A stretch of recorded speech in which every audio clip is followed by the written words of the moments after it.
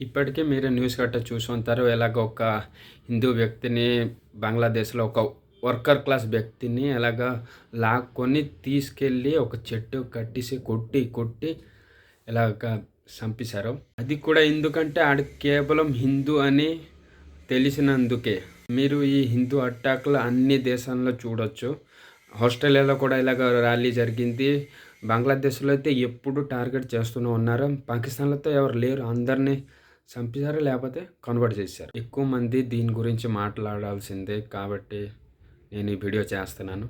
ఒక్కోసారి అనిపిస్తూ ఉంటుంది హిందూ అవ్వడమే పాపంలాగా ఉంది. ఎందుకంటే ఏ రిలీజియన్ అయినా ఒక హిందూ అనే వ్యక్తిని అసలు రెస్పెక్ట్ ఇవ్వకుంటున్నారు. రెస్పెక్ట్ ఇవ్వకపోయినా పర్లేదు, ఒక హ్యూమన్ బీయింగ్‌లా కూడా చూడకుంటున్నారు.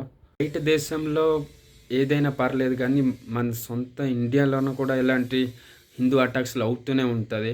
జస్ట్ కొన్ని నెలల ముందు ఇక్కడ మన ఒడిశాలోన కొట్టక్‌లోన కూడా ఇలాగే అయ్యింది. హిందువులు వినాయక నిమజ్జనం అప్పుడు ముస్లిమోళ్ళు వచ్చి అటాక్ చేసి ఎంతమందికి కొట్టేసి వెళ్ళిపోయినారు. ఆళ్ళు కూడా ఎక్కడి నుంచి కాదు, బయట నుంచి వచ్చేసి ఆర్డర్ తీసుకొని అలా చేశారు. అందుకే పోలాండ్ పైన నాకు ఎక్కువ రెస్పెక్ట్. ఎందుకంటే ఆళ్ళు తెలుసు ఏ రిలీజియన్ ఎక్కువ ప్రాబ్లమ్ వస్తుంది. అందుకే ఆళ్ళకి ఆళ్ళ దేశంలోనే ఎంట్రీ లేదు.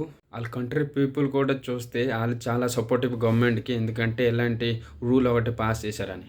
అలాంటి రూల్ పాస్ చేసి ఉంటే ఇప్పటికి ఇండియా నంబర్ 1 ఎకనామిక్ కంట్రీ అయ్యి ఉండేది. ఇవన్నీ అవుతున్న ట్రెండింగ్ టాపిక్ ఏంటంటే మీకు తెలుసా? 'ధురంధర్' మూవీ ఒక ప్రొపగండా మూవీ అని. ఇది చూస్తేనే తెలుస్తుంది మనకి కలియుగం బేగి వచ్చేసింది.